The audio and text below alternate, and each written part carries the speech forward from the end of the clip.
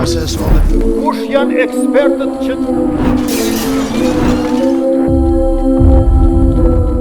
Të nderuar miq, vazhdojmë tutje me pjesën e dytë të këtij emisioni Musafiri në studio, ku për sot kam të ftuar Azem Brytyçin, avokat, të flasim pak a shumë për aktualitetin politik në Kosovë. Të nderuar, përshëndetje, mirë se erdhe. Përshëndetje, mirë se u gjeta. Atëherë, më na fol dikush çush avokati po fol për politikë, por pak a shumë jeni vëllai aktivisti politik kohëve të fundit. E para të syve dhe po flasim për politikë, kemi qeverin kurti 3 në tentativë së fundmi. Kemi dhe zhvillimet e fundit kur ne po flasim realisht në studio. Ka pasur mbledhje nga kryesia e kuvendit ku partia në pushtet po është optimiste që ka me bë kurtin 3 do të përgjigjet ftesës së presidentes Vjosa Osmani që do ta ketë nesër nëse nuk po gabohem. Se shihni këto zhvillime pas sa muajsh pa qeveri, në fund me tentu me bë një qeveri që ka pas mundësinë është apo bë edhe çysh muajin e parë. Po, e para politika nuk është shkencë, për rrjedhimisht nuk e ka dhe metodën e verifikimit që vetëm ata që janë të formuar nga ajo shkencë flasin për politikë. Është disiplinë e re e lirë humane, mondane, e që zakonisht dhojnë mendime ata cilët politikën e njohin dhe cilët jetojnë me politikën. Mendoj që kjo përpjekja për kurti 3 është e pamundur. Ndoshta ka mundësi të pakt për një kompromis që tjetë në një kandidat tjetër, ashtu siç po përflitet për zotin Konjufca, si një kandidat konsensual i pranueshëm edhe nga deputet nga partitë opozitore Dhe i përkohshëm. Dhe i përkohshëm deri në zgjedhjen e presidentes dhe deri në kalimin e një krize të një kolapsimi total shtetëror në rast të mosmiratimit të buxhetit. Sepse atëherë në kupton që me një anare tutje bllokohen të gjitha pagesat dhe të gjitha paga dhe nuk ka buxhet dhe rrjedhimisht shteti kthehet pikën zero ku nuk paguhet asnjë shërbim dhe asnjë pagë. Kjo rrezikon një situatë të paprecedent në historinë e Kosovës e që pothuajse nuk i ka ndodhur asnjë vendi sepse ekziston një lloj vedie mbi përgjegjësinë e politikanëve që nuk guxojnë shtetin ta vendosin atë krizë dhe duhet të kalojnë dallimet politike kur vjen një situatë e tillë. Mendoj që ky buxheti duhet miratohet, qoftë edhe ligje tjera që janë strategjike dhe domosdoshme për miratim këtë kohë, e pastaj në prill mund të shkojmë në zgjedhje edhe për zgjedhjen e presidentes së re. Kujt i takon përgjegjësia politike për mos formimin e institucionit deri tanishme? Pozitës një pjesë e faj, por disa po akuzojnë edhe opozitën që nuk ka qenë e gatshme. Unë mendoj që përgjegjësinë më të madhe ka partia në pushtet. Cila ka shumicën. Ndëgjoj, sepse politika është bashkëpunim dhe kompromis. Dhe në moment kur ti e din që si ke fitu 50%, edhe del i tallë votues të saj edhe ata thu hajvana. Dhe më thonë, të nëtën të knaqesh e nefsin të në egon tonë edhe ata militant që të kanë dalë në shesh, apo pëtanë me një momentum të fitores, ti për i mbyllë dyrët e bashkëpunimit kurse je nevojtar për ta. E tash edhe nevojtar edhe arrogant është kombinimi maj keq që mundet me pas qoftë njeriu qoftë politikani. Mendoj që zoti Kurti ka vendos barriera dhe ka bot pa mundur me diskursin e tij arrogant dhe me pabesinë e tij politike që të bashkëpunoj me cilën do për partive, sepse vetëvendosja dhe Kurti kërkon nënshtrem, nuk kërkon bashkëpunim. Kjo është tregu dhe me LDK-n që ka dashur që të nënshtroj duke prodhu gogola si Agim Veliu dhe arriti me sukses me nënshtru dhe me gjynjëzu LDK-n, e atë fat partitë opozitore nuk dëshirojnë që t'ju përsëritet, prandaj kërkojnë që të dobësohet vetëvendosja që pastaj shikohet mundësia që të përjashtohet tërësisht nga një koalicion i moshëm qeverisës, pra të mos bëhet pengesë e madhe sikur sot që ka 48 deputet dhe nuk mund ka përdihet letë të themelohet një qeveri alternative pa vetëvendosjen. Po të ketë një ramje të saj dhe pastaj shikohet mundësia bashkëpunimit mes partive tjera ose eventualisht edhe me vetëvendosjen. Kështu që përgjithësia më e madhe është e vetëvendosjes, sepse nuk diti edhe me bo politik për me gjetë një marrëveshje politike. Për çfarë në fakt, logjika e zotit Kurti, mi thonë zotit Limaj, një minister, 2 zëvendës ministra, se ti i ki 3 deputet, e ata i kanë 6 deputet, e ata i kanë 2 ministra, ti një minister, ata i ka propozu 19 ministri, Kjo është absurde, sepse politika nuk është arti i matematikëve, është arti i politikanëve të cilët tentojnë të bëjnë maksimumin e pazarit ose fitimit brenda një koalicioni qeverisës. Edhe tash t'i ki nevojë të madhe për ata tre deputet, që ndoshta do të ishin parafërsisht përcaktuar, nga 56, 59 do të mund lkundeshin gurët e fundit, ti do më thonë me një lloj vetknatësie, me një mendësi të matematikën ti tenton me qeverisë. Nuk funksionon politika kështu, s'ka funksionu kërkon. As te na, as kon tjetër. Prandaj, domethënë kushdo që tenton që të gjejë një afërsi të bashkëpunimit me to irritohet edhe më shumë. Edhe nga ajo arroganca politike, po edhe nga ajo pabesia asaj se çka ofron për bashkëpunëtorët e saj. Mirë, po pajtohemi me atë pjesën që pra fjalori Kurtit s'ka qenë i duhuri dhe ka qenë ofendues për opozitën, por njëkohësisht është një kërkesë e Kurtit e vazhdueshme për LDK-n, partia e cila në disa vrasje pas luftës e ka akuzuar vazhdimisht PDK-n, por që shumë herë ka ditë mja bërë gatën dhe ka qenë bashkëqeverisje. Nëse kushtimisht po e fal një PDK, për të cilën e ka akuzuar për disa vrasje pse mos ta fal një Albin Kurti për një fjalor i cili po shifet që kushtimisht është penduar edhe Kurti. Dëgjojmë, ajo është histori, edhe ato çështjet e vrasjeve nuk kanë qenë puro politike. Asnjëherë nuk është akuzuar PDK-ja si parti që ka vrarë ose ka synu vrasjen e krerëve të LDK-s. Kanë mund qenë grupe kriminale, struktura sekrete, në cilën ka mund qenë brapa dhe eksponent që pastaj kanë përkrahur PDK-n ose krahun e luftës. Jemi me një kontekst shumë të ndryshëm, sepse Kosova ka evoluar shumë për vitin 99-2000, jemi mas 26 vjetë, dhe tash me LDK, PDK asnjëherë nuk dëshiron të me vetëvendosjen sepse ka frikë që edhe ndikon në dobësimin e elektoratit saj, sidomos në një periudhë tillë ku polarizimi mes opozitës si tërësi dhe zotit Kurti është shumë i madh, sidomos për shkak të metodës politike të veprimit që zoti Kurti ka një metodë unilateraliste, që vepron qysh e mendon ai, jo çfarë mendimi kanë faktorë ndërkombëtar, kurse partitë tjera kanë një qasje të partneritetit, pra mendësia e tyre ose metodologjia e tyre në veprimin politik është të ndërlidhur edhe me një strategji të koordinimit vazhdueshëm ala strategjik, posaçërisht Shtetet e Bashkuara, edhe që ka qenë evidente prej 99-s, prej 90-ave, prej trupave të para, prej LDK si parti e pare, pastaj prej UÇK si organizatë ushtarake, e pastaj pas luftës gjitha qeverit. Pra ka pasur një koordinim nga i cila Kosova ka arritur këtu ku ka arritur me themelimin e shtetit, institucioneve dhe qëndrueshmërisë saj. Kështu që ata unë mendoj që LDK-ja nuk don me ime vetëvendosin sepse ka frikë që e glabron. E nënshtron, edhe mundet me ju përsëriti njëjtin skenar i kthimit, domethënë të eksponentëve të LDK-s sikurse një boks, një thes boksi që zoti Kurti nesër i përdor edhe pastaj i godet për t'i përshkruar si sabotator në rast se dështon në një partneritet qeverisës, dhe mund t'i gjej si fajtor, mund t'i portretizoj bukur si fajtor, që ka ditur Agim Veliun. Dhe kjo është logjike e Kurtit, sepse ka këtë mendësinë veprimin politik.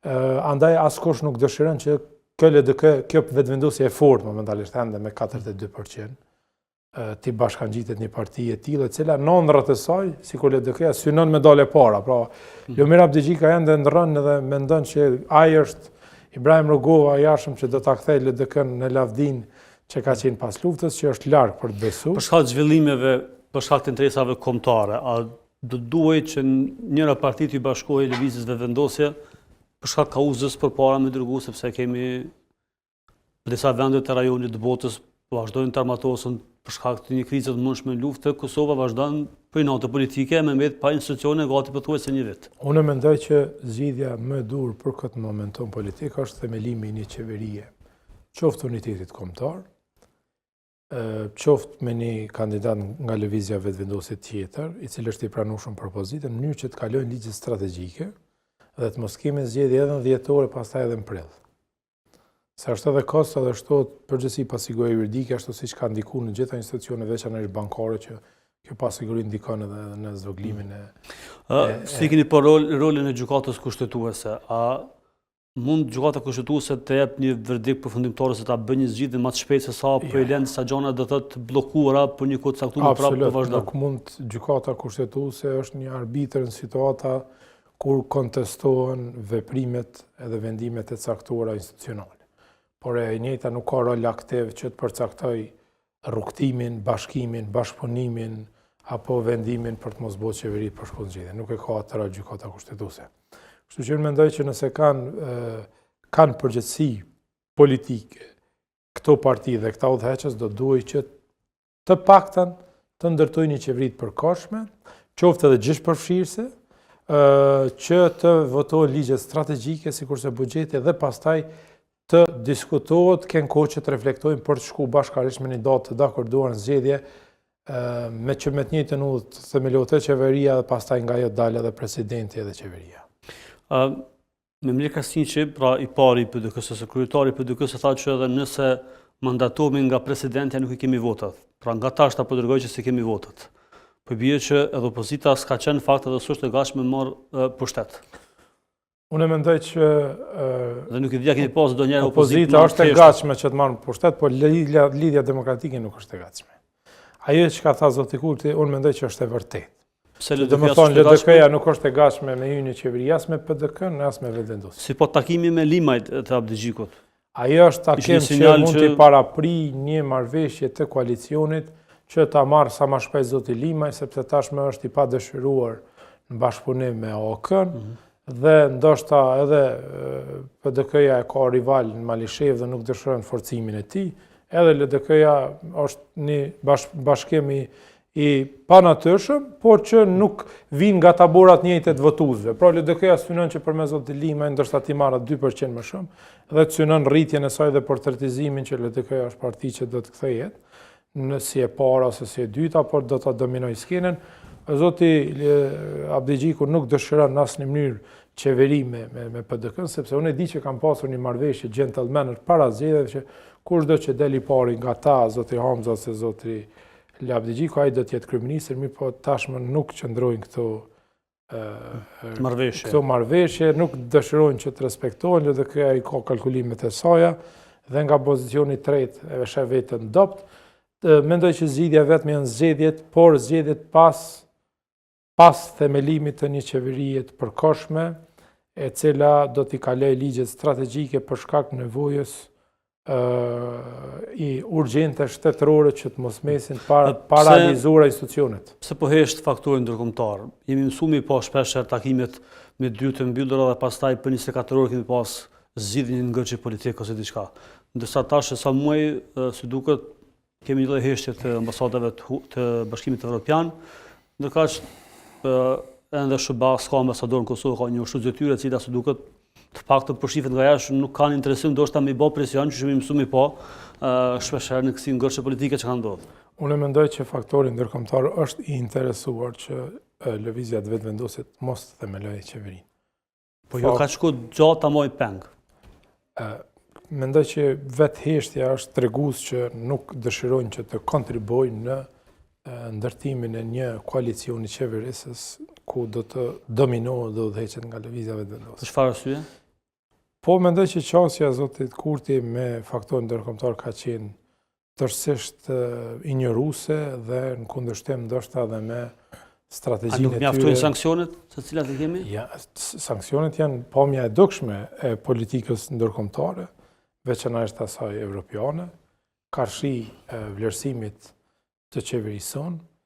Andaj mendoj që ndoshta ata presin zgjedhjet që të përforcohen partitë opozitare dhe pastaj të ndërmjetësojnë dhe të përdorin forcën e autoritetit për të negociuar një qeveri më të qëndrueshme mes partive opozitare.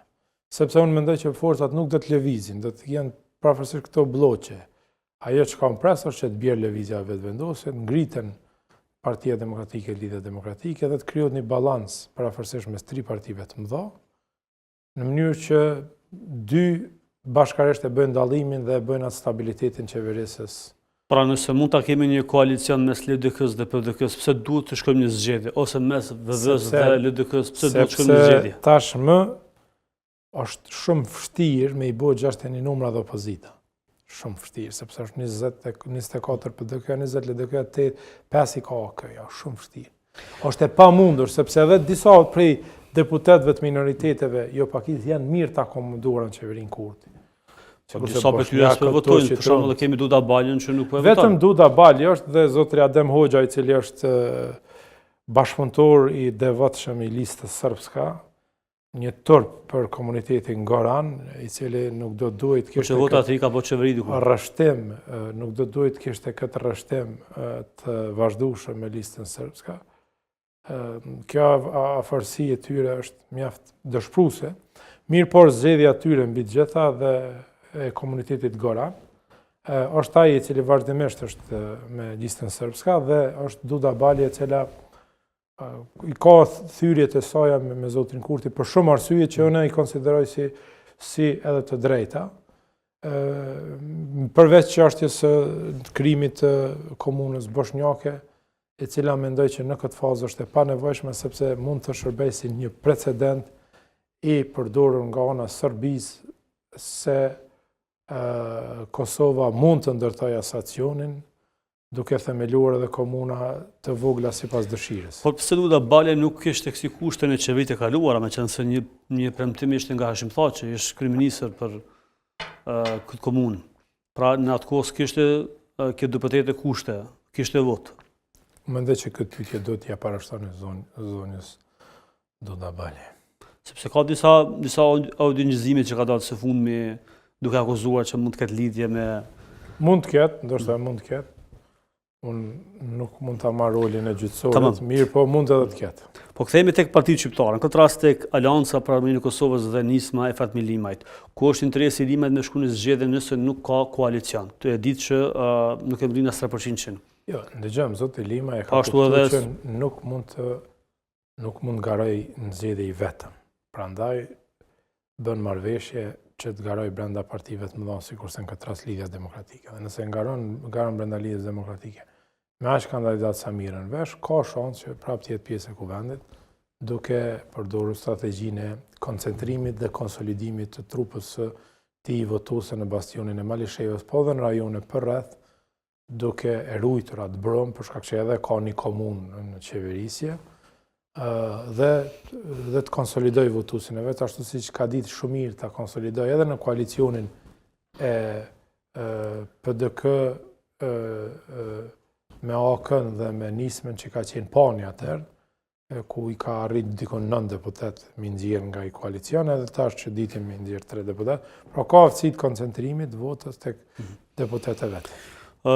Cili është roli i presidentës, këtë rast kemi një takim që i ka ftu, mirë po vetë presidentet është këtë rast i ka edhe muajt e fundit në këtë pozitë të saj si presidentet. Por e kemi pa raportin e saj me lindjet mesme duke pas disa vizita së fundmi kemi dhe një njohje të rëndësishme besoj nga Siria.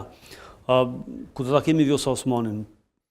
Nuk e di, unë mendoj që prej udhëheqësve institucional, vetmja e cila ka pasur një rol shumë konstruktiv dhe përmbajtur, po njëkohësisht edhe dobishëm për interesat shëndetësore është presidenti i shtetit, e cila po e dëshmon që ka një vizion të qartë politik dhe ka një përpjekje mjaft mirë bashkëpunuese me alatët strategjik të Kosovës, sikurse Turqia, po tashmë edhe me një alat kështu identitar në kuptimin e përkatësisë fetare, sikurse Arabia Saudite, që me mbështetjen e tyre duke shtu presionin kanë arritë që të bindin Ahmet El-Shara që ta njeh Kosovën në këtë moment, sepse është meritë e presidentës. Unë mendoj që është meritë e presidentës së bashku, sepse njëta natyrisht është edhe ndihmë e presidentit të Turqisë, zotit Erdogan, i cili ka lobu edhe në Ankara në takimin e fundit, kurse tash Vjosa Osmani ka bindë edhe zotin Ahmet e ka bindë edhe Mohammed bin Salmanin, princin e kurorës së Arabisë Saudite, që të lëboj tek Ahmet El-Shara, edhe duke ditë që autoriteti i tij është mjaft i lartë tek udhëheqësi i Sirisë për shkak të varësisë dhe premtime për ndihmë dhe rindërtim të Sirisë, investimeve të mëdha strategjike në Siri nga ana e Arabisë Saudite, mendoj që ka qenë goditja përfundimtare, nga se nga ajo unë çka kam ditë nga komunikimet me çështje caktuara politike dhe diplomatike atje.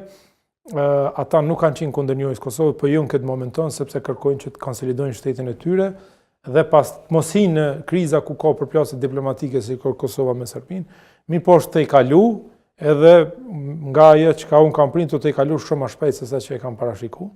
Edhe mendoj që është një njohje shumë e rëndësishme, është strategjike dhe që i hap dyert bashkëpunimit të Kosovës me Sirinë dhe i hap dyert edhe për bashkëpunimet formave të tjera ekonomike, turistike, ndoshta edhe amnistimin eventual, ashtu siç ka qenë pjesë e diskutimeve jo zyrtare mes presidencës, edhe eventualisht edhe ndoshta amnistimin eventual zyrtarëve shqiptarëve, të cilët tashmë janë pjesë e strukturave shtetërore të shtetit të Sirisë atje. Do të kthehen në Kosovë pa një mucë s'kosh. Ajo është në kompetencën e presidentës, por edhe institucioneve tjera të Kosovës që bashkërisht me shtetin e Sirisë të shohin mundësinë nëse mund të bëhet një marrëveshje. Sa është kaq e rëndësishme për Kosovën me njoh Siria, me qenë se i pam pranë disa reagime, jo të gjithë u gëzuan pra me njohjen e Sirisë. Mendoj që është shtet i rëndësishëm në lindje të mesme. Është një shtet i cili ka qenë një prej shteteve me fuqi të madhe politike dhe ekonomike në zonë. Domthonë ka qenë një prej shteteve që së bashku me Egjiptin kanë përbërë dhe Irakun kanë përbërë shtyllat e shteteve më të fuqishme dhe ajo që kanë përbërë aleancën ushtarake arabe, cila ka hyrë dhe në luftën në vitin 67 me Izraelin. Pra ka qenë një shtet me bollëk dhe natyrisht që ajo madhështia të shteti nuk është sikur se ka qenë për shkak të dëmtimit madh nga lufta dhe për shkak që ende nuk është unifikuar plotësisht sidomos trupa kurde, zona kurde, mirë po shlirimi i saj nga një sundim 70 vjeçar i një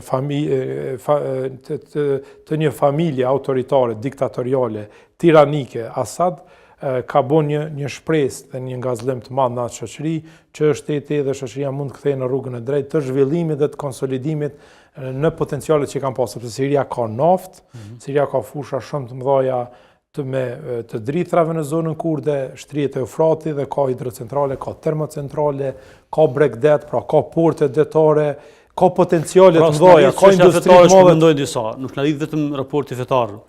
Siç po e shohin disa që është vend musliman dhe nuk na duhet njohja. Pra Siria është një vend i pasur. Siria është një vend shumë i pasur, një vend shumë me potencial të zhvillimit ekonomik. Është një vend shumë i përshtatshëm për investime, është një vend me pozicion shumë strategjik, me daljen detin mesdhe, me afërsinë ndaj me Turqinë.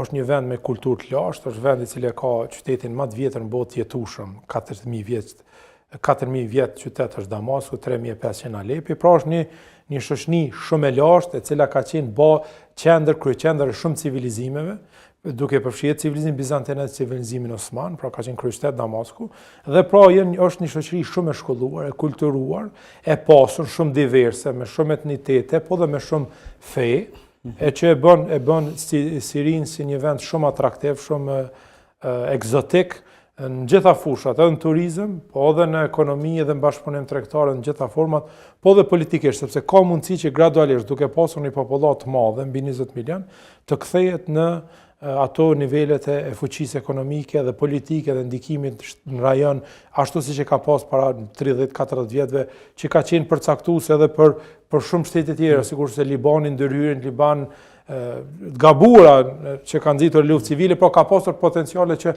të përcaktoj edhe të vendos, të përfundoj ose të themeloj, ndërtoj kriza të reja në rajon. Është shtet me potencial. Është e rëndësishme për neve sepse Siria ka qenë në qendër të vëmendjes botërore prej viteve 2011 deri në kohën e çlirimit vitin e kaluar, fund vitit kaluar. Dhe pra është një shtet shumë i rëndësishëm, është shtet i njohur, shtet me Z, që është një farë shpresë që Kosova, domethënë tashmë do ta vazhdojë njohjen, ashtu siç e pas lajme që Mohamed bin Salmani ka marrë përgjegjësi që edhe Irakun, Indonezinë, Libanin dhe Tunizinë të tentojë që t'i bind që ta njohin Kosovën, sepse nuk kanë arsye për të mos e njohur. Paska hajër për arabëve.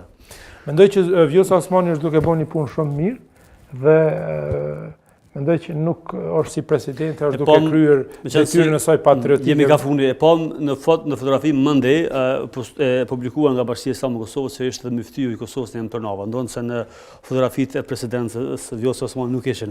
A ka një merit myftyu Tërnava në këtë rast? Po besoj që po, nuk ka dyshim, ajo është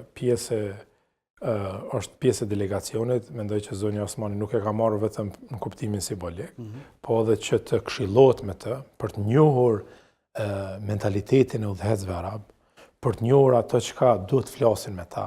Domethënë edhe zotni myftiju në Tiranë, një e mirë bot kuptimet, një e mirë orientimet, formimet e tyre, edhe fetare, po edhe ideologjike, po edhe orientimet politike botnore, ashtu që mendoj që ky bashkëpunim, ky këshillim ka prodhuar efekt që ndoshta të fitojmë një simpati përmes presidentës, të fitojmë një simpati, një vëmendje dhe një vullnet nga ana e princit kurorës që të lëboj tek shtetet tjera muslimane, arabe dhe jo arabe, sikurse Indonezia, që ta njohin Kosovën. Mbi gjitha, atyre që ju pengon këtë njohje është ata të cilët kanë urrëtin ndaj islamit. Sepse islamofobia është që ju pengon, sepse ata mendojnë që Kosova domon njohja nga shtetet e muslimane e tregon përkatësinë tonë. Na nuk do të më mohu përkatësinë tonë, na jem shoqëni islami, shoqëni islami i musliman përgjithësi, dhe ata na perceptojnë. Tash na si perceptojnë vetëm në çështja jonë.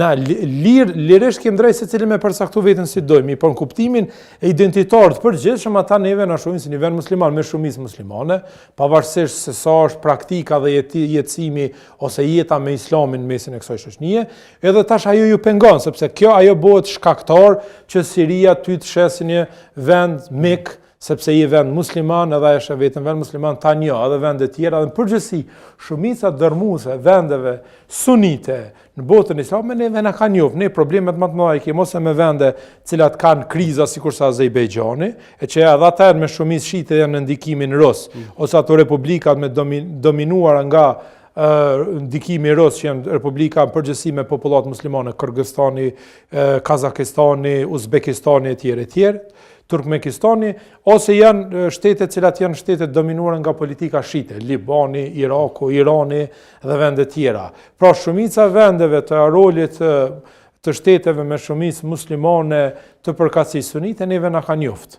Por natyrisht që duhet të bëjmë shumë, sepse 120 janë mjaft, mirë po nuk janë mjaftueshëm për ta përforcuar edhe më shumë pozicionin e Kosovës në skenën ndërkombëtare. Atëherë zënë këtë është fundi, faleminderit shumë. Faleminderit juve për ftesën. Të nderuar shikues të RTS, kaq për sot, takohemi nesër atëherë në Mbeq. Kush janë ekspertët që